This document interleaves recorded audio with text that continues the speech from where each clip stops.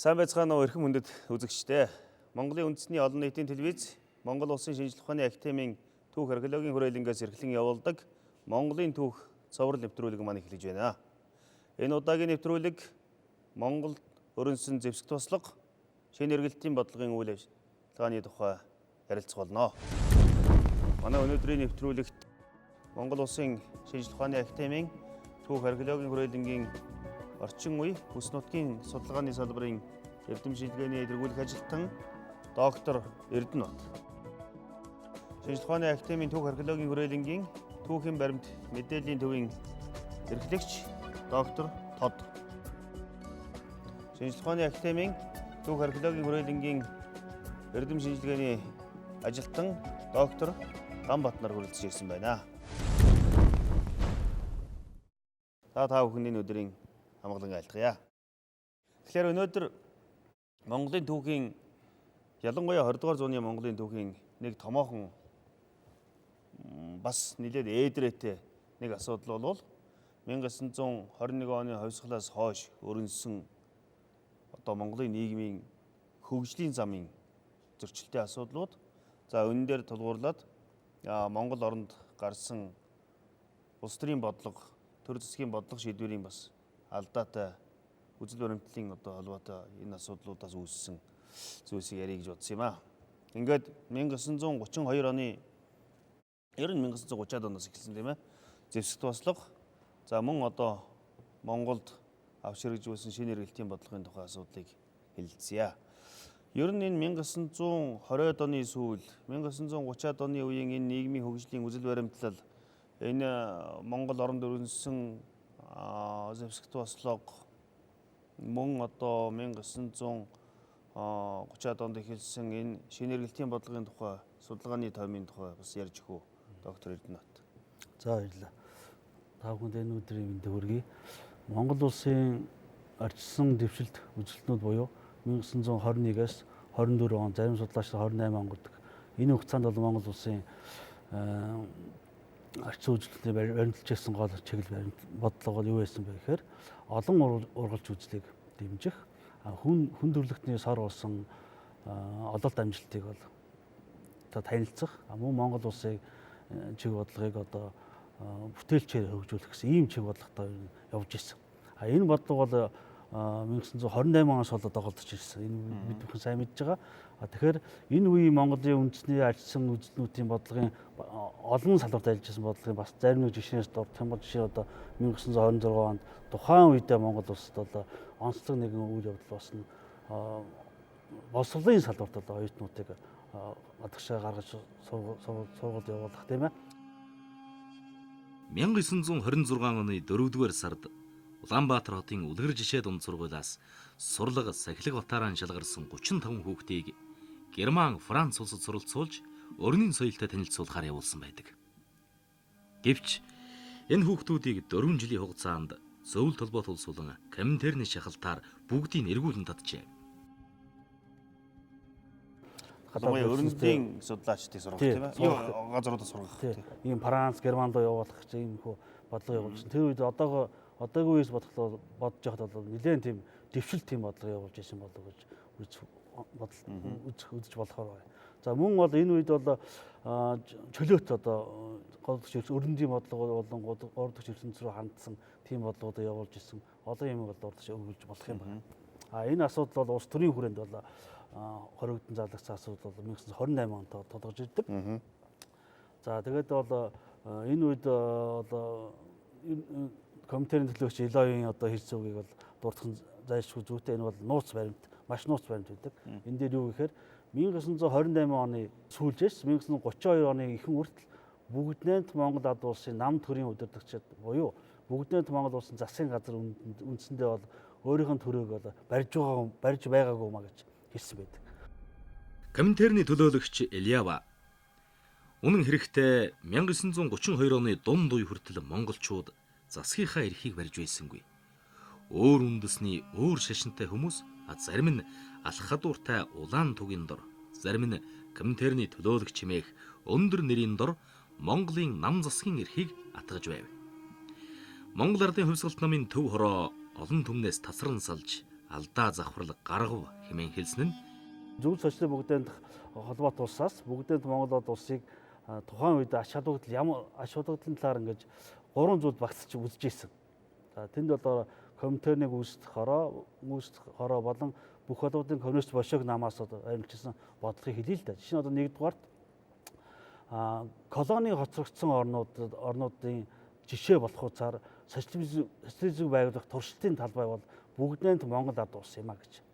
Нэг хэсэг судлаач тэгж үзэж байна. Одоо ерөөсө тэгж үзэжсэн. Зөвхөн социализм бүдээд улсаас Монголын ач холбогдлыг бүгдээнд Монгол улсын газар нутгийн ач холбогдлыг туршилтын талбай болгож социализм байгуулах орн болгож өдөр жишээ болгоё. Нэгдүгээр малчин энэ орныг тийм. Хоёрдугаар бүгдээнд Монгол ард улсын мал болон түүхийн эдийн бааз нь бол зөвлөлт соёлын бүгдээнд холбоолох улсад бол хэрэгтэй гэж үзэж байгаа. Гуравдугаарт бол социализм байгуулах энэ Манжуураас дорнод Хятадын Туркестан хүртэлх байгалийн 3000 км үржлэх энэ байгалийн стратегийн газар нутгийн хил нь бол Монгол улсад манай улсад бол маш түшиг тулгуур болох юм чухал учиртай. Энэ бол зөвлөлт энэ талаас одоо авч үзэж байгаа тийм ээ. Монгол улсын газар зүйн геоэкологи одоо газар зүйн геостратегийн ач холбогдлыг ингэж ойлгож ирсэн. Тэгэхээр энэ 1930-ад оны 20-ад оны төгсөл 30-ад оны үеийн хөгжлийн ерөнхий жишээгийг судлах нэг хандлагууд энэ болж байгаа. Харин энэ үеийн одоо түүхтэй холбоотой асуудал 1990-ад оноос хойш нээгдсэн. Ер нь бол харьцангуй одоо архивын материалууд нээгдсэн. Энэ үеийн түүхийг судлах гадаад дотоодын судлаачдын материалыг үзэх болсон. Энэ тухай одоо ямар гол материалуудыг хаанаас одоо судалгаанд үзэж болохыг тодгоо одоо. 90-ад оноос бол манай түүхчид, архивчид бол зөвлөлт бодвол одоо Оросын холбооны улстай бол хуучин хаалттай байсан архив. Хаалттай байсан архивыг нээгээд тэд нээгээд манайхан бол их судлаачиж авч их баримтууд бол Оросын холбооны улсаас авчирсан, одоос авчил байгаа судалгаанд. Энэ баримтууд бол одоо шинээр эргэлтэнд орсон. Энийг бол одоо манай түүхч судлаачид бол судалгаанд ашиглаж ном бүтээлдээ их хэрэгжилж байгаа. Эдгээр баримтуудаас үзэхэд бол одоо бидний хуучин түүхийг үзэж ирсэн үзэл бол нэлээд өөрчлөгдөж байгаа. Шинэ баримтууд, шинэ фактууд бол их гарч ирсэн. Энэ дотор сая Эрдэнэт доктор хэллээ. Тэр Монголын 3 одоо ач холбогдлыг хэллээ. Бас 4 дахь нэг ач холбогдол байгаа нь юу гэхээр Монгол бол одоо Коминтерний одоо хувьсгалыг хятад энтгийг одоо экспортлох, гаргах Монгол бол хамгийн гол төсөл газар гэж бас одоо үлгэр жишээ тийм Монголоор дамжуулж одоо хувьсгалыг гадагш нь одоо экспортлох ийм гол басны төсөл газар гэж үзсэн байна. Өөрөөр хэлбэл энэ үед одоо зөвлөлтийн саяны Эрдэнэт докторын хэлсэн үндслүүд одоо таны нэмж хэлж байгаа үндслүүд бол тухайн үеийн зөвлөлтөөс Монголд явуулах бодлогыг харж болохоор тийм ээ. Энэ дээр толгууруулж харж болохоор цаг нь болоогүй байсан тэр үед орон даяар хамтрал коммуныг яарвчлан байгуулж байлаа. Энэ бол намын ч бодлого биш, засгийн чижил биш. Харин зүүнний нугалаатны алдаа завхрал байсан. Зүүнний нугалаатнууд хамтрал коммунд ард олныг албадан оруулах, шинэлэг ардын хөрөнгийг хураах, товийн худалдааг хориглох зэргээр намын жинжин шугныг завхруулан алдаа гаргаж, мөн сүсэг бишрлийг доромжилж байсан ард олны зарим хэсгийн санаа сэтгэлийг алдагдуулан, улмаар нам ард олны холбоог сулруулахад хүргэсэн юм. зөвлөлт болоод Монголын архивуудад янз бүрийн зөвлөлүүд илэрч олдож байгаа. Судалгааг шинэ хандлагатай болгож байгаа. Харин энэ Хятад бусад улс орнуудад энэ талаарх одоо ямар судалгааны материалууд байна? Тайван тийм ээ? Бусад газруудад ямар байгаа тухай Гамбат доктор гэсэн. Тэгэхээр 30-аад оны үетэй холбоотой баримтууд бол Хятад хэл дээр нэлээдгүй байдаг. За энэ голдуу Бээжингийн 1-р архив татгалагддаг байна. За Тайван гэх юм бол Тайваны шинжлэх ухааны академи Шиника гэдгээр нь бид нар их сайн мэднэ. За үндэсний хааны ордон музей хөмөрхт байна. За Тайваны төв ном исэн гэж ирдэг. Ийм газруудад төвлөрсөн байдаг. Энэ Монголын түүхтэй холбоотой яг 30-аад оны үетэй холбоотой. За Тайваны шинжлэх ухааны академи буюу Шиникагаас 1980 оны үед байна уу 3 дэвтэрээр яг энэ 1914-өөс 1946 хүртэлх энэ түүхтэй холбоотой баримтуудыг 3 дэвтэрээр хэвлэж гаргасан байдаг. Ингээ баримтууд бол Тайваны архивын баримтууд бол харьцангуй чөлөөтэй байдаг. Энэ маань тухайн хүн бүртгүүлээд Оросонд бол хаанаас ч биш ингээ ороод үзэж болохоор. Орос Хятад тийм ээ Тайвань зэрэг улсуудын одоо архив материалууд бол шинээр нээгдчихжээ.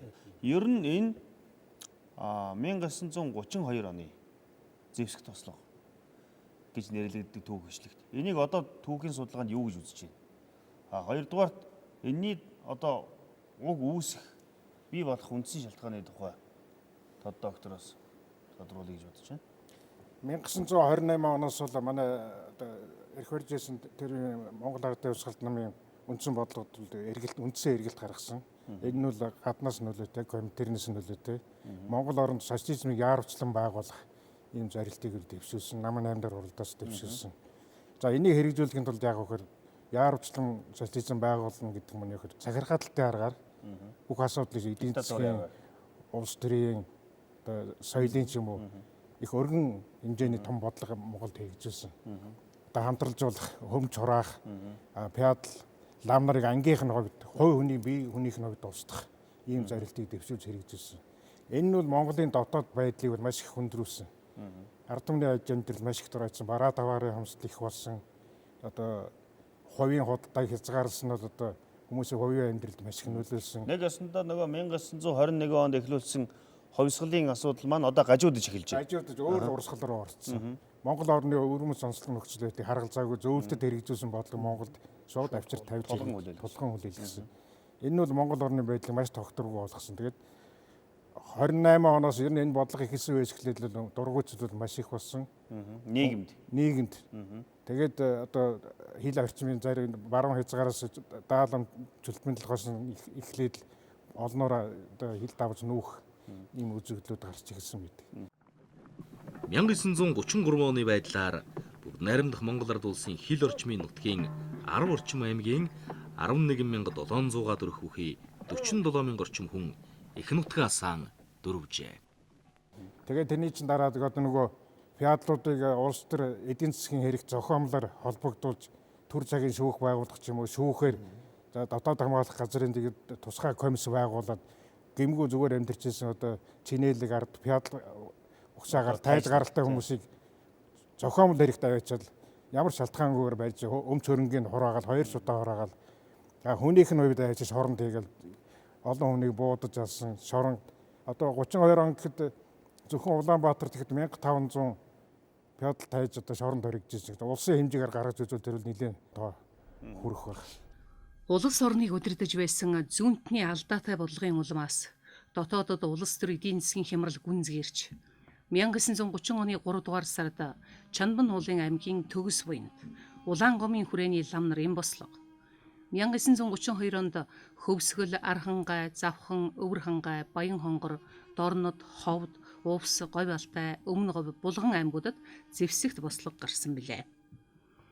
Бослогыг нухчин дарахад зөвлөлтийн зүгээс зэр зэвсгийн талаар тусламж үзүүлсэн төдийгүй нисэх хүчний R5 маркийн 10 гаруй хөнгөн бөмбөгдөгч онгоцноос бүрдсэн нисэх онгоцны отряд иржээ.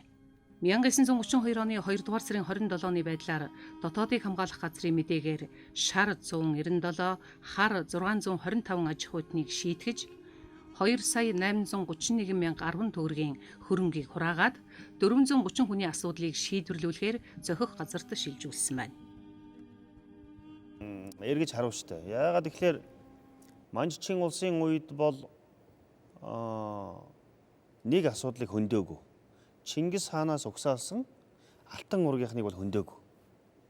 За харин яг энэ 20-од оны эсвэл 30-од оны үед бол тэр тасралтгүй үргэлжилсэн 7-800 жил үргэлжилсэн угсаа залгамжлалын системийг эвдэж эхэлсэн тийм ээ.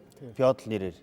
Өөрөөр хэлбэл 1937 оны хэлмэгдүүлэлтийг хүмүүс ярьдаг боловч аль 1929-30 оноос шууд тэр том толгой гэж нэрлэгдэж байсан сэхэтэн лам нар нөгөө талд нь угсаа залгамжилсан шууд тайж буюу Чингис хааны угсааныхныг одоо баривчилсан тийм ээ.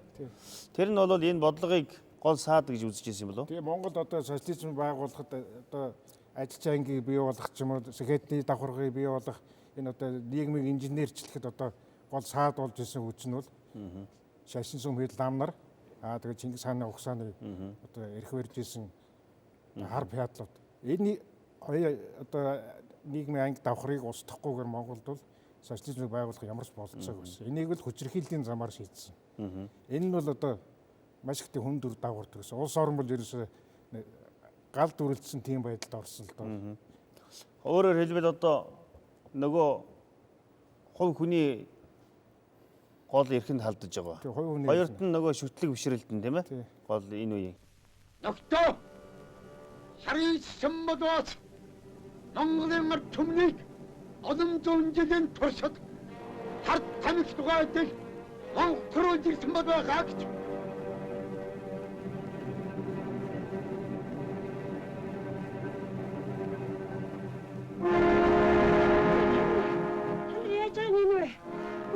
Нохо шитэний минь үлдээж байгаа шүү дээ тамины. Шитэний минь үлдээж байгаа ч. аваад юу?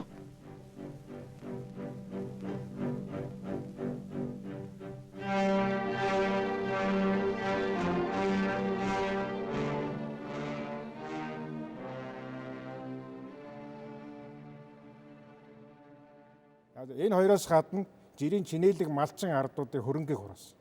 Нийгэмчилсэн. Социалистуудаа хамтын бий болгож шүү дээ. Хамтарлаг коммунууд байгуулад тэгшдэх ажил явсан. Хүмүүсийн малыг жирийн малчтын марлыг хурааж яасан. Энэ бол тэгээд хүчээр одоо нийгэмчлэх ажиллагаа. Хүчээр нийгэмчлэх. Улс төрчдийн хувьд одоо ямар байр суурийг бий болж эхэлсэн бэ? Ямар одоо чиглэлүүд одоо бий гарч эхэлсэн бэ гэдэг Эрдэнэ одоо. Яг энэ үед бол компьютерны гүйцэтгэх хороо болон бүх холбоотой компьютер башиг намаас баримтчилсан үзэл баримтлал буюу яг энэ социализмыг байгуулах гүйцэтгэгч нар нь болохоор компьютерны төлөөлөгч Көчөм Черномордик хоёр. Яг одоо хүрээнд сууж ирсэн. Улаанбаатар сууж ирсэн. Улаанбаатар сууж одоо социализмыг байгуулах тэр 2 жил 6 сарын үйл ажиллагаа явуулсан. Гүйцэтгсэн нь бол Шижээ Бадар хоёр байна. Тийм. Одоо зүүн хэд хэд зүүнний талыг баримтлагч одоо буюу одоо компьютерны зүгээс баримтлсан бодлыг одоо тэр чинь дагдаг хүмүүс гэсэн үг. Энэ бол яг 2 жил 6 сар докторын дээр нэмжлэхэд үйл ажиллагаа яг гүйцэж явуулсан. Энэ үйл ажиллагааны үед бол Монгол улсад бол оюуны болон улс төрийн эдийн засгийн том хямрал бий болсон.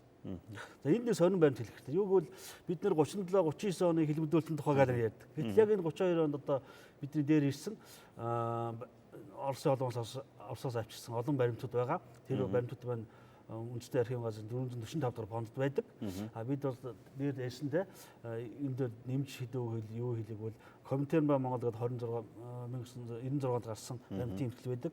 Мөн бүх холбоотой коммунист башиг намын баримт бичигт Монголын тухай гэсэн манай архивээс хэлж авсан 3 ном байна. 3 баримтын эмчил. Зэвбадар докторын үед. Энэ үед одоо чойж нэртэй орчуулагч чойжлогоо Төмөр Батархаа гэх хүмүүсээ бид ингээд авч ажиллуулсан. Энэ баримт бол яг бидний ярьж байгаа сэдвүүд таа. Маш сонин баримтууд байдаг. Дандаа Оросоос авчирсан нууцны зэрэглэлтэй баримтууд ингээд буулгаад одоо шинэ үеийн Сталины ийм баримт байгаа. 1932-ын зэвсэгт бослохыг ер нь цэргийн зөвлөлийн дарга Шеко гэж байсан.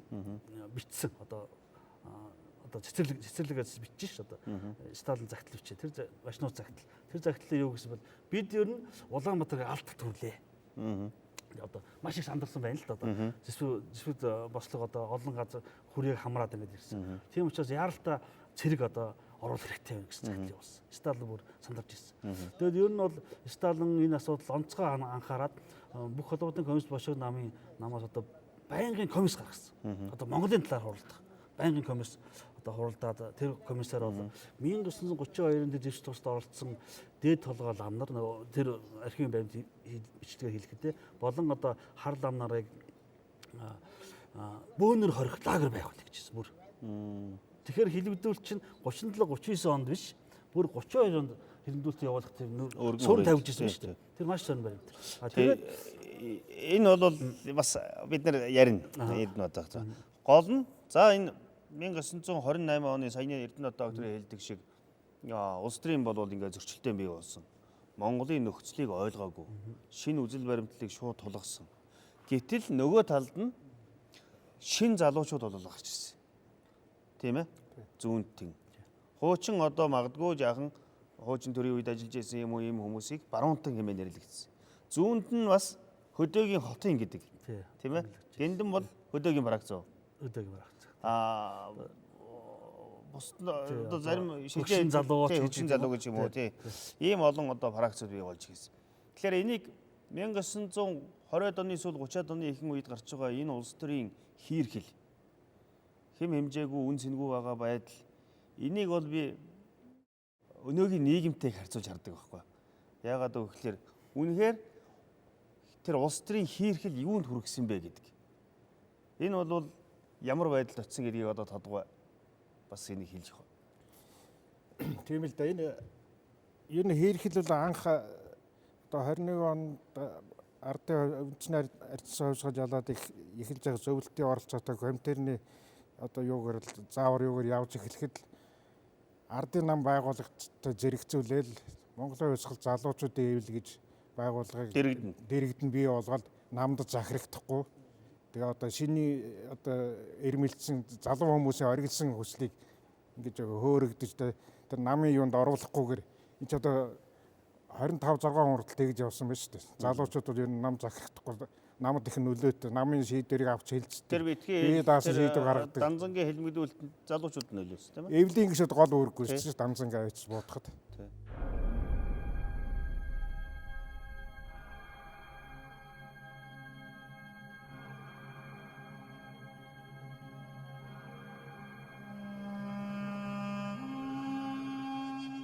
Тэгээд энэс ч хойш энийг хөөргцөрөө тэд нар чинь сүүлдээ зүүнний удирдагчд болоод нам төрөө ихэнд гарцгаасан шүү дээ залуучууд. Цоо шин залуучууд шинээр тарихаа одоо угаалгацсан.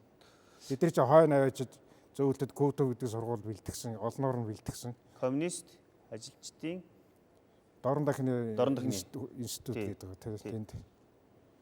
Дорн дахны хөдөлмөрчдийн хөдөлмөрчдийн сургууль лөө бас тэгээ явчихсан.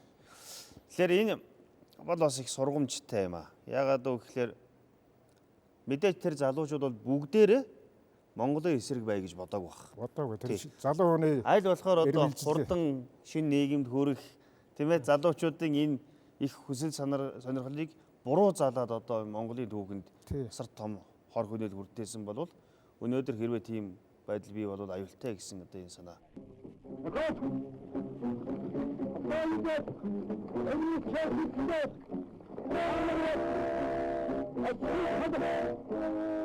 Намын гişэн болж өөрсдийг хэрэг хийгээд байдаг. Асхийг хадах намын амтгаа. Ура! Ура!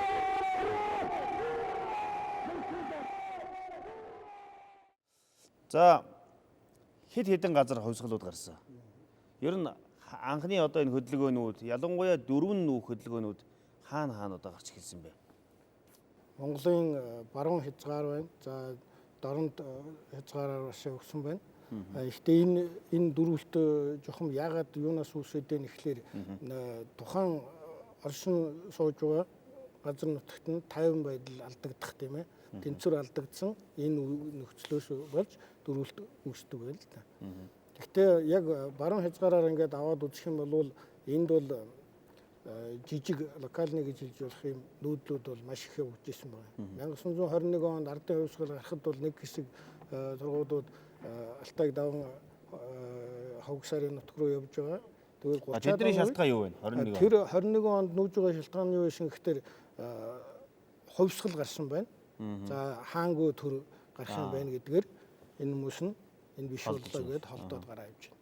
Тэгвэл 30-аад оны үед яасан гэхээр тэр үед бол цаа нэг сая доктор Эрдэнэт доктор хоёр байсан тийм ээ. Тэр шашин шүтлэг рүү алдах юм уу нөгөө өмч рүү алдах энэ үйл явдал болж байгаатай холбогдуулаад нөгөө үлдсэн хэсэг маань бас нэг хэсэг нь цаашаа гараа явчихж байгаа.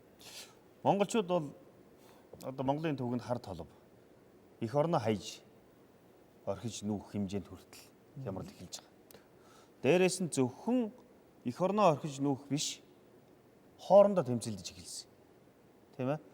Өөрөөр хэлбэл энэ 32 оны зэвсэгт бослого гэдэг энэ түүхэн үйл явц бол үүссэн нөхцөлийг сая тодгоо хэллээ. Ямар шуухан газруудад өрнөснийг хэллээ. Яг одоо ямар үйл явцуд болсон бэ энд?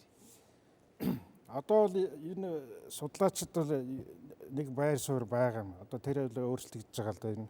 Тэр юу гэхээр энэ дөрвөх эх орноосоо дөрвөх зүгтхныг хөдөлгөөн байна тийм. Дотор одоо зэвсэгт бослого гарлаа тий. Сөрөг. Тий сөрөг төр засгийн бодлогын эсрэг эцэг. Энийг ингэ салгаж үзэх аргагүй маа яг. Энэ бол хилийн одоо орчных нь бол гарааж авчих болцоотой байна тий. Тэд нар гараа явчлаа. Одоо тэр зүгээр гарагч бас зэвсэг тэмцэл хоорондоо алаа хайдан болж гарч. Нөгөө төвийн болон төвөөс хойд зүгэн аймагуд бол нүүж гарах газар байхгүй. Тийм болохоор зэвсэг өрөөд боссон. Эхлээд дөрвөө дараа нь бослог гарсан шиг тийм энэ нэг ажил байхгүй. Зэрэгэл өрнсөн. Зэрэг өрнсөн тийм. Энэ үл тэгэхээр ингээд зэрэгцүүлээ бодох юм чинь маш аимшигтай юм болж байгаа байхгүй. Өмнө гоос ихэд 1400 гаруй нэг удаагийн дөрөвтөр л гарч ирсэн мэт. Бүр бүтнээр одоо мал бай. Одоо ингээд гой балтай энэ Баянгарын тэр хил авийн сумуудын чинь зарим сумбын огт хөнгөө болж исэн гэж байна шүү дээ. Энэ сумуудын 70 гаруй хувь нь л гараа явчихсан. Нийтдээ нэг зүгээр бүрэн бус тоогоор нэг 30 мянган хүн гарсан гэдэг 5 мянган гаруй. Энэ бол худлаа тоо. Бүрийн одоо судлагтайг л байгаа юм байхгүй. Тэгтэл яг тэр төв болон хойтлын аймагуудад бослог гараа энэ чинь л одоо бас л бүрэн бус тоогоор шүү дээ. 6 мянга гаруй хүн алгацсан. Тэр 6 мянга бол биш. Одоо ерөнхийдөө ингээд тасархай алагдсан хүмүүс. Алагдсан хүнийх нь нөгөө бүр хожмын дайнд оролцсон алагдагчдаас илүү хамаагүй илүү байна шүү дээ. Илүү. Тий, хамаагүй илүү. Энэ бол маш том мөргөлдөөн болсон байна. Гол мөргөлдөөнүүд хаана бол? Одоо дөрвөлт одоо гадшаа нөхөө бол гол их том мөргөлдөөнүүд юунд өмнө говьд болсон. Алтай аймагт болсон. Одоо баруун хязгаарлуу болсон. Энд бол цэргийн хилийн харуулын застаавуудыг хүртэл хэд хэдээр нь устгаад гарч ирсэн байгаа шүү дээ. Нөгөө дөрвөсөд тий. Тэгэхээр одоо энд төвөөс цэргийн ангиуд томилж явуул энэ чинь айхтар их хядлагатай тийм тулдаанууд тэр болж ирсэн мэт. Тэд нэр одоо эсэргүүцэж заставынхныг алсан байна уу? Эсвэл заставынхыг алсан шалтгаан гаргасан байна уу? Нөгөөдөл чи яг нэг дөрвөх гээ нүүх гээд байна гэдэг чи бас мэдээд нь шүү дээ. Тэгээд дөрвөлд нүүлэхгүйгээд бас хориг тавих гээд тэр засгаас оролдож шүү. Тэгэнгүүт нөгөөдөл чи замдаа ингээд арчаад гараа явчихж байгаа байхгүй. Тэгээ гарчаад өдөр чи бас зүгээр байхгүй. Бас иргэд дээр юм энэ хийсэн тийм юмнууд зөндөө гарсал та. Хөвсгөл аймгийн хялгантай хөөрөнөөс ихэлсэн. Тэгээд Арханга, Өөр ханга, Завхан. Энэ бослого бол нэлээд зохион байгуулалтанд орсон уу? Зохион байгуулалтанд орсон шинж байдаг юм аа.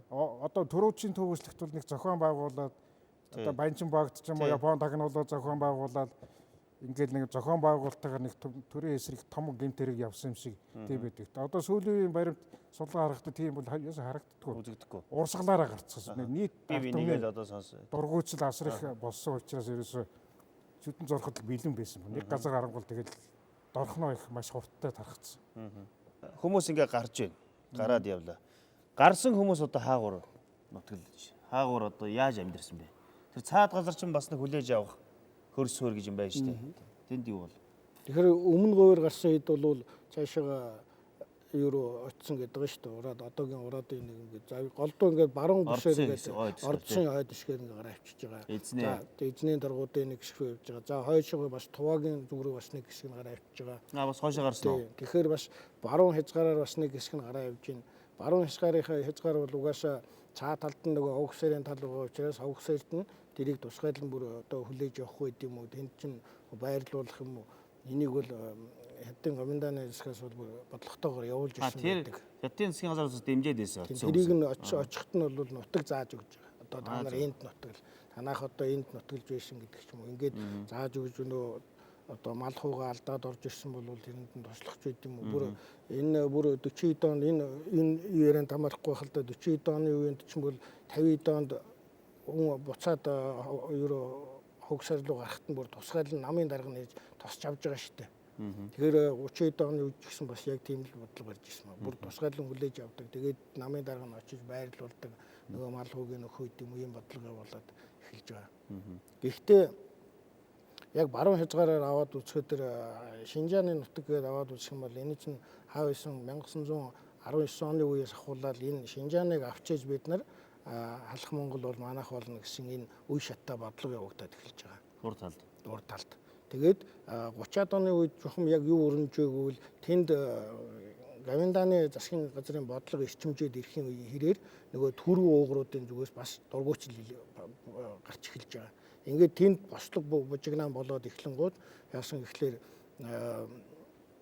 тэнд байгаа хүмүүсийг бүгдийг одоо хомроглон цэрэг татах хоол уншин нүүж очих гэсэн. нүүж очихдоос эргээд нөгөө хятадын засгийн газар маань эхлээд эргээд эсрэг бодлого явуулаад эхэлж байгаа. Энэ үед яагаад энэ халуун цэг болоод хувирчуу гэхлээр энд нэг талаас бол өрөндийнхэн хятадын засгийн газар туслах нэрээр нөгөө зөвлөлтийн коммунизмын бодлогыг хязгаарлах юм бодлого явуулаад эхэлж хаалт хийж эхэлж байна. А гэтэл нөгөө талаас ард түмэн өөрийнхөө дураар амьдрах, өөрийн улам жил шашин шүтгээ шүтэж улам жилт амьдралаар амьдна гэсэн энэ огтлцол дээр бужигнаа явж байна л да. Монголчуудын хувьд бол үнэхээр хүнд цаг үе. Улс төрийн үзэл сурталчилгын нөлөөнөөс болоод их орноо орхиж байгаа. Орхиод гарсны дараа тухайн одоо бас дундад иргэн усаас юм уу бас эргээд тодорхой хэдхэн жилийн дараа сөрөөд одоо арга хэмжээ авч эхэлсэн тийм ээ. Тэр битгий хэлбэр 1950-ад оны эсвэл 60-ад оны ихэнх үед хятад өрнсөн соёлын хувьсгалаар чи энэ зугтаж очсон хүмүүсийн удмынхан баг тэр чигтээ хэлмэрлэж байгаа шүү дээ. Халахын тагнуул гэдэг нэрээр тийм ээ. Хувь тавилан нь бол ер нь маш хүнд. Одоо жишээлбэл энэ дорногоо өмнөгөө ингээд Алтай чиглэл одоо Баян хонгор чиглэлээр гарсан улсууд ч одоо ингээд өөр Монголд эзний юу альшаач юм одоо ингээд энэ урд аймагуудаар очих тэр дуртай аваагүй гэж байгаа шүү дээ. Бэлчээр нутг нь хүрэлцэхгүй дээрээс нь баахан хүн яваад байцсан. Энэ нэг хавчлагтай байсан гэж бас ер нь л тийм. Тэгээд сүүлд нь яг тэр нэг диалог авахшоо гэж тусад нь бас нэг байгуулж тэр халахуудаараа ичсэн гэж тийм л. Одоо ч бас нэлээд бий тийм ээ. Одоо ч бас бий. За энэ үеийн энэ бодлого бол үнэхээр сөрөг, буруу болоод ирлээ гэдгийг бол Монголын төр засаг мэдсэн баг. Бас зөвлөлтч мэдсэн баг тийм ээ. Юу болж ирсэн бэ? Социализмыг Монголд байгуулахын туршилт бүтлэхүү болсон гэдэг нь 1932 оны зэвсэгт туслахаар бүр илт мэдэгдсэн одоо ерөөсө цус урсгасан. Туршилт амжилтгүй боллоо. Ингээд коммунист комитетийн үүсгэхээр бүх олон коммунист башиг намаас дээр ярьсан. Монголын тухай асуудлыг хэлцэх байнгын комисс батлаад тэр комиссаар Монголын тухай асуудлыг бол хэлцэж дотоод гаргасан. За тэгээд одоо 1932 оны 6 сарын 29-наас 30-нд одоо комитет төлөөлөгч Илэв ирж байгаа. Тэгээд хянан шалах байгууллага болон Монгол Ардын намын 3 дугаар онц бахурлаг хийж байгаа. Онц 3 дугаар хурлаг хийж байгаа. За энэ хурал дээр хурлыг нээхдээ бол комитет төлөөлөгч Илэв товч хүлээд үндсэн илтгэлийг бол Монгол Ардын намын нарийн бичгийн дарга бэлждийн гиндэн хийж байгаа. За энэ гиндэн бол ерөнхий сайд болоог байсан. Болоог байсан. 34 оноос 36 тий. Үндсэн илтгэлийг хийлцсэн. Гэхдээ энэ бол зүүнтний бодлого тий. Зүүнтний бодлогын үед бол хэдийгээр зүүнтийн талаар баримлж байсан ч гэсэн гиндэн жадан тэргүүтэй хүмүүс энэ зүүнтээс явуулсан бодлогыг эсрүүсэж байсан. Ер нь биш болчлоо. Тий. Монголын засгийн газрын төрийн тэргуунд одоо нам засгаа удаад эхэлсэн. Тийм ээ. Нам засгийн одоо зааг ялгаа одоо байхгүй болж ирж байгаа. Бүхэл салбарт одоо ингээд гажууд бий болсон. Тэгээд ингээд хоорондоо удирдагч нар ингээд зөрчлөөд ирсэн бүхэл салбарт ийм асуудал гараад ирэн готлоо ингээд энэ асуудлыг ер нь тэр Кремлээс шийдэж ирсэн л дээ. Ингээд давчраа хэлэх юм бол тийм. Маш сонин жишээ хэллээ сая. Энэ бол бас монголчуудад түүхэн сургамж. Нам засгийн дээр гарч эхэлсэн. Тийм ээ. Өөрөөр хэлбэл нам улс орны хөгжлийн бүх асуудалд хутгалдаж эхэлсэн. Өөрөөр хэлбэл бид нэр өнөөдрийн Монголын нийгэмд өрнөж байгаа үйл явц ч гэсэн тухайн үеийн тэр сургамжаас харах хэрэгтэй. Нам бол төр засгийн дээр биж болохгүй. Намд одоо тэр үйлчилж байгаа нөхдүүд бол ингэж улс орныг сүрүүлж байсан байх шүү гэдгийг бол бас харах, тийм ээ. Үндсэндээ бол 32 оны энэ бослого Монголын төрийн хувьд төдийгүй Монголд үйл ажиллагаа явуулсан зөвлөлтийг бол айлгаж эхэлсэн. Тэгэхэд тэдэнд цэргийн тулгуурлалтууд байсан. Цэргийн одоо хүчийг зузаалгах эхэлсэн, тийм ээ. Энэ мөргөлдөөний тухай бас тодгоо. Энэ дөрөв хөдөлгөөний бослого ингээд маш хүчтэй гараад ирнэ. Эндээс бол стайлын маш их айсан.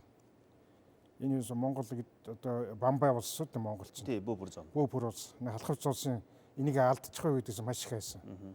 Тэгээд одоо Монгол руу одоо тэр бараа таваар нийлүүлэх, бараа таваарын хомслыг арилгах юм уу энэ талаар маш их хүч хайсан. Нөгөө талаар одоо маш их айсан учраас Улаанбаатар хийсэн зөвлөлтийн элчин сайдын бүх баримт бичгийг маш нууцаар яаралтай татаж авсан.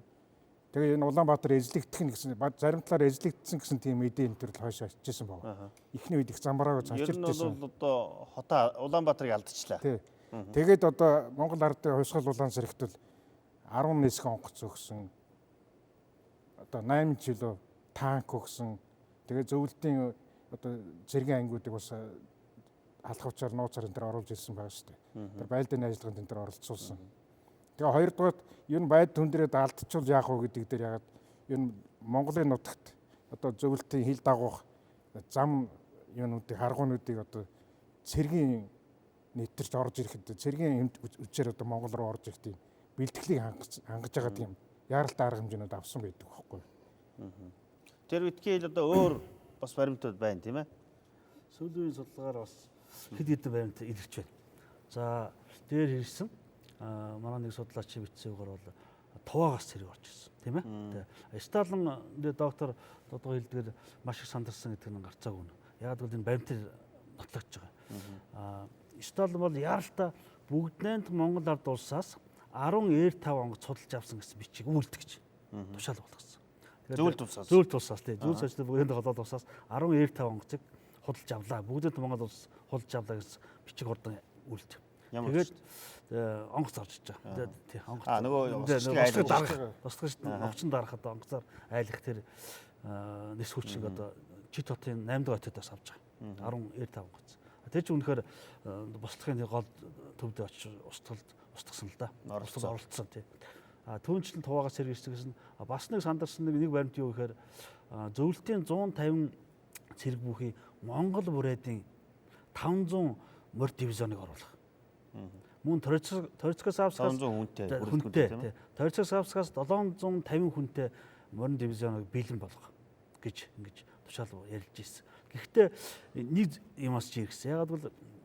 Ягаад ингэж боломжтой гэхээр ингээд Монгол руу бүгдээд Монгол улсууд цэрэг оруулах аваас Хятад болон Япон дургуутсан шүү. Тийм их учраас маш сайн өнгөлөнд далдалсан тийм цэргийн хүчийг оруулж болно гэж зөвшөөрлөгсөн. Тэгэхээр энэ одоо бидний өмнөх түүх хүчтэй Зүүн хойд Азийн бодлогод явуулсан бодлого нь бас хотголдож эхлэн шүү дээ. Тийм ээ? Одоо Хятадтай муудаж эхэлнэ. Өмнөх түүх хүчлэгээс бол арай өөр. Тийм, өмнөх түүх хүчтэй арай өөр сүүлийн мэдээ баримт ингэж биднийг ондоогоор харах тийм боломж олгож байгаа. Тэгэхээр сүүлд бас зарим судлаач нар бол шууд ингэж бичиж байна. Одоо Оросууд цэрэг оруулаад 32 зэвсэгт бас дарсан. За энэ бас одоо бас тэгэж үзэж болох уу юу? Гэхдээ зүгээр шин баримт гарч иж байл л да. Ер нь бол түүхчдийн одоо харж байгаа баримтаар энэ 32 оны үйл явц бол маш ээдрээтэй хэцүү баг. Нөгөө дарсан тал нь түүхэнд харснаар бол одоо энийг бол ингэж хүчээр зогсоох хэрэгтэй байсан гэсэн янз бүрийн ийм түүхчдийн хандлага байгаа. Энэ хандлага нэлээд өөрчлөгдөж байна уу? Нэр томьёос нь харж болно л да. Урд нь бол хувьсгалын эсрэг бол амнарын бослого гэж хэлсэн тийм ээ. Одоо бол зэвсэгт бослого гэж байна тийм. Зарим хүмүүс бол иргэний дайны шин чанарыг хадгалсан агуулсан ийм бослого байсан. Зэвсэгт бослого Монголтойгоо Монгол алсан нэг тийм айхтар юм болсон байхгүй. Жишээлбэл одоо үзэгчд маань сонирхож магадгүй ямар одоо аимшигтай юмнууд болж ирсэн тохоо. Жишээл одоо энд нэг хэлэх ёстой юм юу гэхээр одоо бослого дарж шүү дээ. Дарах энэ цэргийн хүчээр дарах явцад нөгөө пиадлуудыг, лам нарыг одоо тайз нарыг устгах ажиллагаа давхар явж ирсэн. Бослогод оролцоогүй. Далимдуулаад. Энгийн байж байгаа нөгөө хүмүүсийг бас нөгөө хуучин нөгөө тусгай комиссаар оруулдаг. Тэр нөгөөд бослого дарахтаа зэрэгцээж яваад нөгөө пиадлуудаа устгаал, хөрөнгөний хураагаал ингээд яваа үргэлжлэжсэн мэт байхгүй.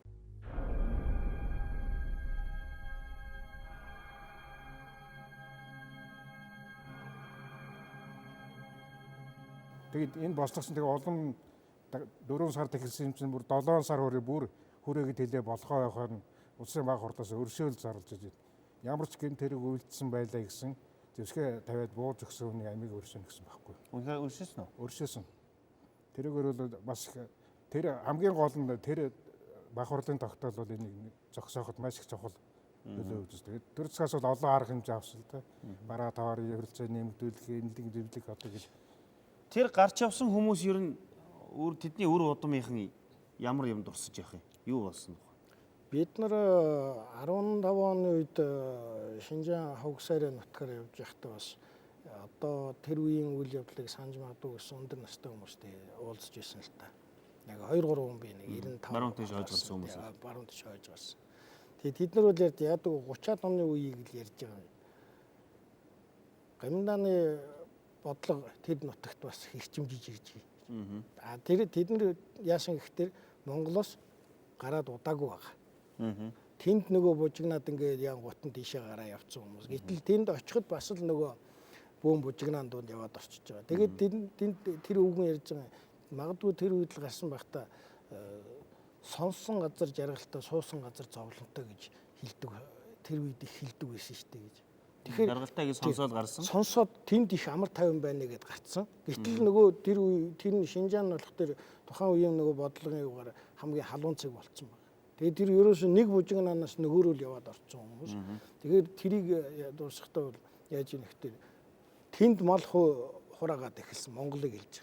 Тэгээд бид нар малаа алдахгүйгээд амьдрал өөрийнхөө таваар шашина шүтээд таваар амьдрийгээд наашаа гараад ирсэн. Гэтэл энд яасан бид нарыг гоминдааныхан шууд малын хурааж аваад цэргийн хүнсэнд гэж аваад нөгөө эрцүүлийн зэвсэгт цэрэгтгээ аваад эхэлж байна.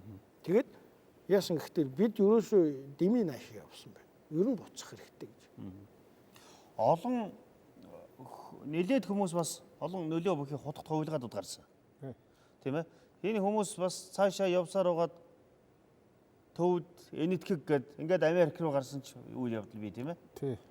Гэхдээ нэг олон хутагт хувилгаад бол гарч чадаагүй л дээ. Энэ хутагт хувилгаадууд чинь 1930 онд Эрэгдэн давгийн 38 хэрэг гээд хэрэгт чинь одоо ихэнх нь алдсан шүү дээ. Хэн дундаас чинь одоо амьд үлдсэн ялуу хутагт л байгаа шүү дээ. Ялуу хутагт бол энэ мандшир хутагт тий. Мандшир бол яг тэр өөрөө нас орсон баг.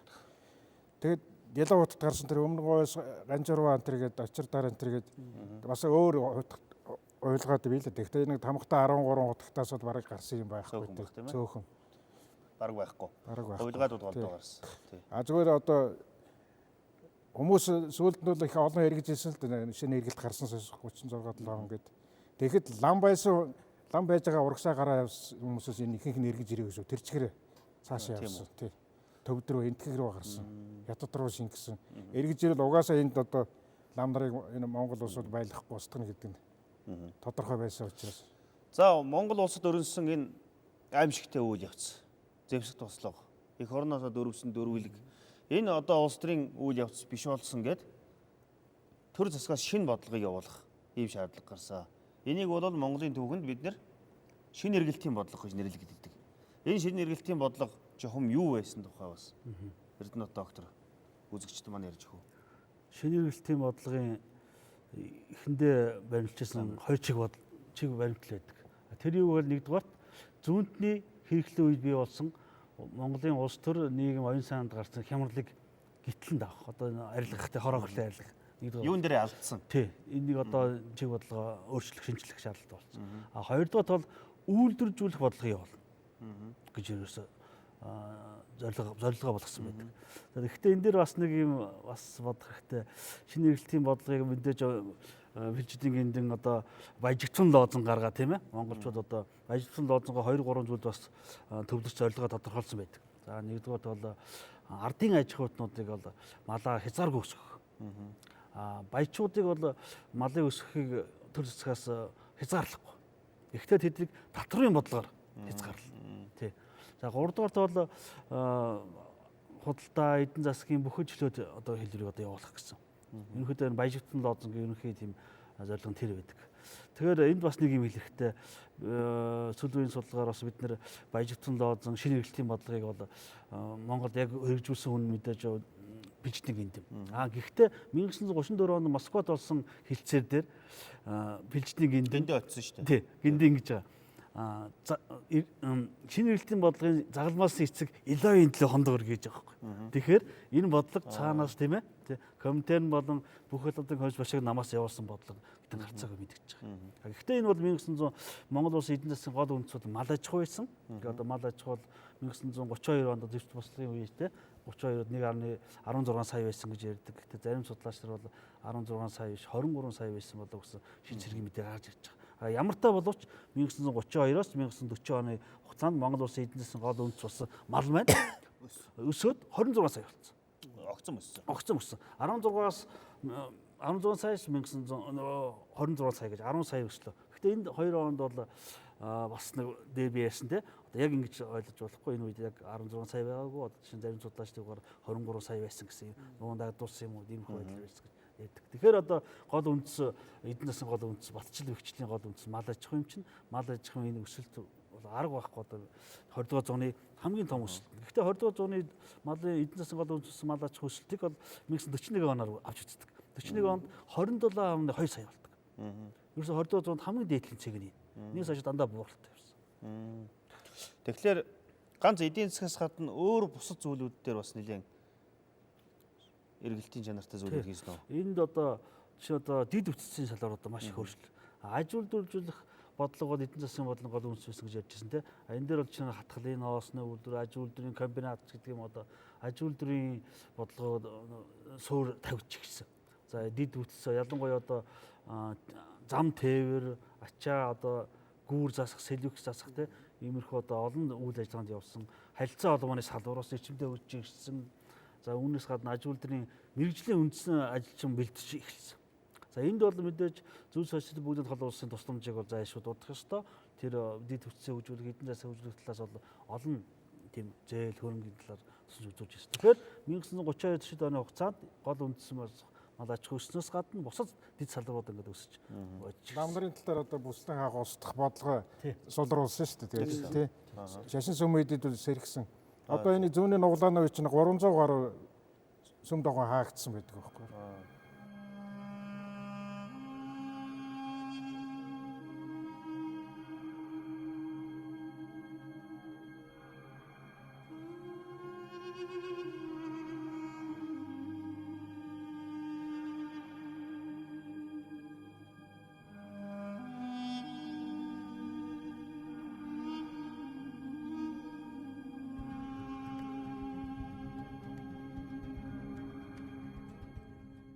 Тэгээд одоо лам нарын тооч бараг 30 мянга хүртэл хоригдсон шүү дээ.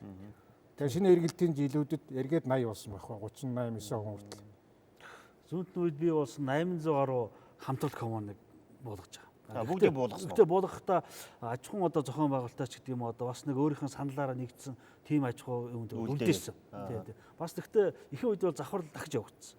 Одоо бүгдийн 800 хамтралт коммуноос бүгдийн нураах ч юм уу тий байдал явуулж байгаа да явандаа засарсан. Тэгээд шинэ эргэлтийн бодлогын 1-р зорилго бол 1930 оны сүүл ихэд 32-ын зэвсэгт туслах болон зүүнтний явуулсан хямралын зарим хор орхлыг бол айлгаж ирсэн байна. Тэгээд цаашаа шинэ эргэлтийн бодлого нь эдийн засгийн бодлогоо болгоод ингээд цаашаа 40 он хүртэл үргэлжлэж явж байгаа. Тэр цаашаа хүртэл үргэлжлэж явж ирсэн. Тэр шинэ эргэлтийн бодлого гараад улс орон бас нэг алдаа ухаарад дээрээс нь зөвлөлтийн бодлогоо суллаад ингээд ирэхээр хүмүүс эргэж ирэх юм. За баруун хязгаараар л ярил л үе бол. Тэгэхээр тэр үед бол бас нэг хэсэг хүмүүс нь буцаад нааш нүүж байгаа. Буцаад орж ирж байгаа. Монгол бол өөр болж. Монгол өөр болж байна. Энд одоо сая доктор хэллээ шүү дээ. Лам нарын талаар бол бас эерэг бодлого, ирүүлсэн бодлого яваад эхэлж байгаа гэдэг. Энэ үеэр нөгөө таргуудын вангийн шум орж ирж байгаа. Гэр сүм. Хоёр хардсан атанд тэмээнд нөө зонхон бурхнаа залаад тэгээд нэг лам одоо авч явдаг гэж. Тэгэхдээ бас нэг өөр ам мэдээгээр бол тэмээ өөрөө ингээд зонхон бурхнаа ингээд ачихтай ингээд яваад өгдөг гэж. Тэгэхдээ тэр гэр сүм нь бол хаацаар орж ирж байгаа. Булан голоо өгсөд ингээд орж ирж байгаа. Тэр хүмүүс яасан гэхээр тэнд 37 оны үе гэдэг чинь нөө Шинжаанд бол эд нөгөө бужигнаа эхэлсэн явж байгаа. Хамгийн халуун юу болсон. Тэгээд нөгөө сүм маань нүүж явдаг сүм явж байгаа. Тэгсэн тэр сүм нь яасан гэхээр ер нь Монголд одоо буцаад явсан дээр юм байна. Бодлого ирээд ирлээ. Лам нарын юу гэж одоо их нааштай авч үзэж байна гэдэг. Тэгээд гэр сүмөө дагаад нэг 250-ад өрх бас орж ирж байгаа. Вангийн одоо вангийн дургууд их одоогийн шүү дээ. Одоо Булган аймгийн юу Булган сумын тэр 5 сум байсан нэг вангийн суман нэгэсэндөө та нэг хэсэг цаанаас дахиад ороод ирж байгаа гэсэн. Тэр нөгөө бодлогын эерэг юугаар л орж иж байгаа гэсэн үг. Булганы одоо энэ торгуудууд чинь вангийн торгууд юм уу? Нийтдээ энэ чинь нэг одоо яг юугаар бол нэг 6 байгаа шүү дээ. Вангийнх байна, бэлийнх байна, авжих, тайжих. За тэгээд юуных гээд багших гээд тэгээд дээр нь ховгийнх нэмэгдэнэ. Ховг сарын чинь 1944-45 оны үед хожуу орж ирсэн хүмүүс. Төрүүлж орж ирсэн нийт нь бол ингээд бүрдэж байгаа жишээ. Тэр улс орны эдийн засаг нийгэм ийм эрүү бодлого явуулж эхэлснээс гадна боловсрол түүх соёлын асуудал бас нэлээд зүйлүүд гарсан тийм ээ. Шинэ эргэлтийн үед одоо жишээл манай шинжлэх ухааны академиар авч үзээ л дээ. Судрагчгийн хөрөөлөн маань энэ үед л одоо их хүрээлэн болж түүхийн тасаг гэж бие дааж гардаг ч юм уу те. Маш их тийм соёлын талаар бол их Монгол улсын түүхийн Монголын товч түүх гэж 5 ботыг бичих ажил эхэлсэн тийм ээ. Чи эргэж бас бүх салбарт эргэж нэг бодлого эргэж сэргсэн байна шүү дээ. Тэгэхээр энэний учир шалтгаан бол зөвлөлт бодлогоо суллсан. Монгол алдаагаа ухаарсан. Энэ явдалтай холбоотой юу? Тий. 1934 онд Монгол Ардын Хувьсгалт намын 8 дугаар их хурал болоод энэ хурал дээр комитет нөлөөгч Шмирал Колоронаар ирсэн. Шмирал ч одоо тэд нар чех хүн үү? Чех хүн. Чех хүн тий. Тэд нар ингэж ярьжсэн байна. За шинэ эргэлтийн бодлого бол төр зүрийн тийм ээ ийм бодлого шүү. Гэхдээ энийг бол монголчууд мэдэгдэж өөрсдөө гаргаж болохгүй шүү гэж хоомдоо ярьжсэн. Загтлуулчихсэн. Тийм байгаа. Тэгэхээр энэ болгоор үнэхээр шинэ эргэлтийн бодлого бол тухайн бослогыг намжаах тийм төр зүрийн тийм дээрээс одоо комитетнээс явуулсан тийм бодлого байж үзэх юм олон баримтууд гарч ирээд л сүүл үед. Тэгэхээр бас л тоглоомын маягтай байна гэсэн үг шүү дээ. Тийм ээ. Гарсан алдааг засах нэрээр энэ үед бас нэг юм болсон. Энийг бид нар бол дурдахгүй байх учиргүй юу гэвэл одоо 1900 дээр ярьсан 32 оноос нөгөө хэлбэлдүүлэлтийг үйл явц суурь бэлтгэжсэн гэж тийм. Тэр асуудлыг Монголын тухайн асуудал байнгын комисс бол яриад хойшлуулсан. Даан 33 онд Лүмбийн хэрэг болсон. Тэгээд энэ үед л бол Сталин тавьж ирсэн нэг тулгаж ирсэн асуудал юу гэхээр Монголын удирдах тулгаж ирсэн асуудал юу гэхээр лам нарын асуудлыг шийдэхгүй бид та хүн таа ярьцсахгүй. Ламыг бол лам нарын асуудлыг өөрсдөө та нар үнцэн устгах, тойрон бүсэлж устгах тийм бодлогыг явуулахгүй би таахтай. Тэгэхээр энэ эдгээр чиргэлтэн бодлого үед улс төр эдийн засаг бусад салбаруудын сэвэлж явж байгаа боловч үндсэн нийгмийн гол нийгмийн хүчийг одоо устгах одоо тийм бодлогыг бол хатуугаар явуулсан. Тухайд 1934-36 онд бүгдээ маань улсын ерөнхий сайд ярьсан Билждийн гиндэн энэ асуудалд маш ухаалгаар хандж Сталин тавьж ирсэн тэр бодлогыг тулгын шаардах бодлогыг удаадаараа цаах тий өөрийн гэсэн бодлого явуулах эрмжил ихтэй байсан. Энэ бол Монголын улс төрд гарч ирсэн цоо шин үзэгдэл. Гэхдээ алдаа оноо янз бүрийн зүйл хийсэн ч гэсэн 1900 энэ 34-өөс 36 оны ерөнхий сайд байх үедээ бол энэ үндэсний ухамсар, энэ монголчуудын одоо уламжилт, аж ахуйн хэв маяг энэ бүх зүйл дээр бол их хатуу байр суурьтай байсан харагддаг шүү дээ. Үнэхээр улс төрч болж. Тэгээ одоо яг зөвлөлтийн талын сургаалын одоо заавар бүгд үг дагдаг хүмүүсийг гинт чи бас Лүмбийн хэрэгтэнтэйг өөрийг холбогдуулсан шүү дээ. Бас зөвлөлтийн нөлөөг Монголд багасгах гэж өөрийнхөө болцооны хэмжээнд бас тэргээр далимдуулж тэгжсэн. Зөвлөлт гэдэг хүмүүсийг бариад өөрсөнд нь өгч энэ төр гэж тэр дотоод хамгаалахын дарга намсраад энэ төр хэлжсэн тийм юм байдаг шүү дээ. Энэ эргэлтийн бодлогыг 1921-ээс 28 юм уу 24 он хүртэл явуулж ирсэн Монголын үндэсний ардчилсан үзэлтнүүдийн бодлого одоо бас жоохон ялгамж байна. 32-оос 40 онд явагдсан Монголын төрийн бодлогын одоо шинэ эргэлтийн бодлогын ялгамж нь өмнөх бодлоготойгоо өмнөх үндэсний ардчилсан үзэлтнүүд явуулсан бодлогоос ялгаа нь юу вэ гэхээр өмнөх бодлого бол яг олон урвалж үзлийг тийм ээ дэвшүүлэх хөгжүүлэх дэлхийн хүндрэлтний сорулсан одоо элдвүүдийн шинэ зүйлсээс суралцах гоолагч өрөндийн ертөнц рүү өнгөх иймэрхүү бодлого. Тэгвэл шинэ эргэлтийн бодлого нь хэдийгээр өмнөх удирдагч нарын бодлогыг авч явж байгаа боловч тийм хөтөлж явж байгаа боловч бас уламжлаад агсан одоо үйлдвэрлэж ажлыг нэмэгдүүлэх гэсэн иймэрхүү бодлогоор арай өөр байдаг. Энд бол ялгамж гарч ирдэг. Ялгамжтай хоорондоо. Манайхан бол 1920-ад онд 1920 оны сүүлд одоо зарим баруунтны баримтлсан бодлого үйл ажиллагаатай ижил төстэй гэж ойлгодог боловч тийм ээ. Баг зэрэг ийм харагдаж байна. Гиндэн бол Сталин уулзахдаа хэдэн удаа тулгсан. Тийм ээ. Гиндэн бол лам нарын талаар бодлого явуулж чадахгүй байна. Тий. Гиндэн бол угаасаа лам нарын засгийг хамгаалагч. Тийм баха. Тий. Лам нарын засаг гиндэнгийн засгаас хүчтэй байна. Тий. Лам нарын засаг гиндэнгийн засгаас хүчтэй байна. Гиндэн бол одоо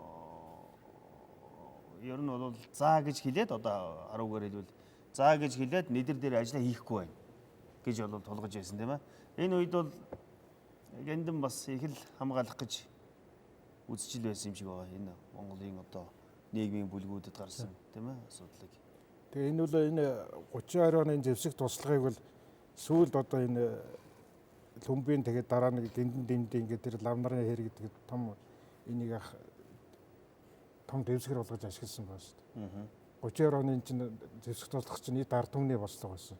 Энд оролцсон хүмүүс чинь намын гишүү, эвлийн гишүү, төрийн албан хаагч, цэргийн ингээд жирийн хүмүүсд маш их оролцсон. Лам нар тийм зонхлог үүрэгтэй байгаагүй байхгүй. Тэгтэл тэр энэ 32 оны бослогыг аваачаал лам нарын хуйсгалын эсрэгөө зэвсэгт туслах гэж нэр өгөөл ингээд. Тэгээ энэ бол дараачийн одоо тэр лам нарыг аймаглан устгах тийм бэлтгэл болцсон байна. Зэвсэгт бослогын бүрэлдэхүүнд баг урлын гишүүд хүртэл явж байгаа шүү дээ. Тий, баг урлын гишүүд, нам эвлийн гишүүд, идэвхсэн Маруу хязгаарын сайд маяг гэсэн тэр жамсад камсаар гэдэг. Тэд нар чинь бол бас л эрх ашгаа бодож штэ. Монголын эрх ашиг. Тэгээ Монголынхаа эрх ашиг тэгээ зөвхөн шашны тал биш тий. Бас харын талын өдөртөх асуудлын ус оролцож явж байсан байна.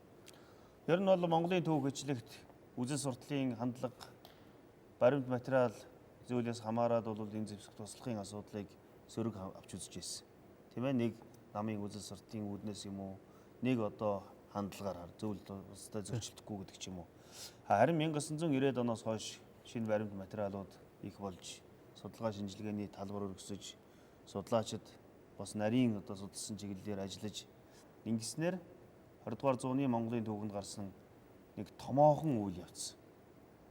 Тэгээ үйл явдал энийг бол энэ зэвсэгт туслахын асуудлыг дахиж харах нэг үүд бий болжээ. Өөрөөр хэлбэл монголчууд сургамж болгох үүднээс бол энийг харах хэрэгтэй гэсэн нэг юм.